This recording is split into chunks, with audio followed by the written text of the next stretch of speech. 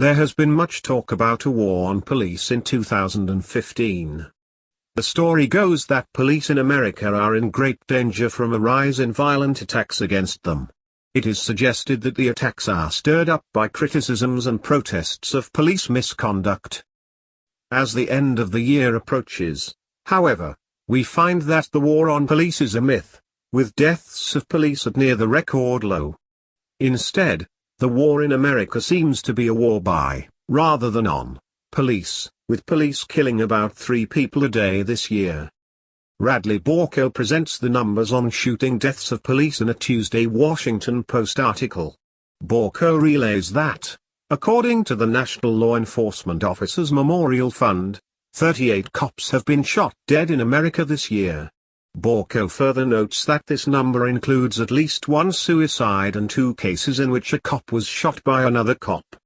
The 2015 gun-related deaths of police, Balko relates, are among the least of any year from the last nearly 150 years of data. There are occasions when a cop is killed just for being a cop. But, this is far rarer than many media reports and statements from police and politicians would suggest. For example, some people jumped to blame the killing of Fox Lake, Illinois cop Joseph Glynewich in September on a war on police.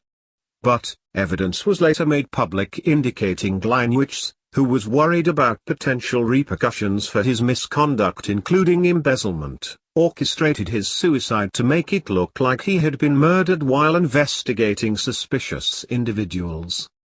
A couple of years earlier, Texas cop Adam Soda was shot dead by Henry McGee when Soda and 8 other cops conducted a raid on McGee's home.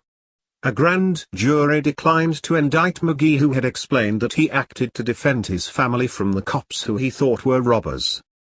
Meanwhile, the Washington Post reported on December 26 an assessment that police shot dead nearly 1,000 people this year, and Mapping Police Violence calculated that, through December 15, police killed at least 1,152 people this year in America.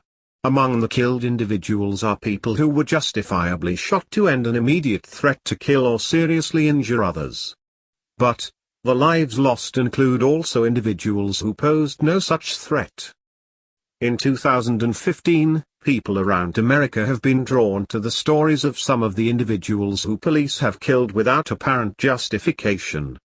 Consider the deaths of Noah LaGuila in Long Beach, California, Eric Garner in New York, Freddie Gray in Baltimore, Maryland, Jeremy Mardis in Marksville, Louisiana, Laquan McDonald in Chicago, Illinois, Tamir Rice in Cleveland, Ohio, and Christian Taylor in Arlington, Texas.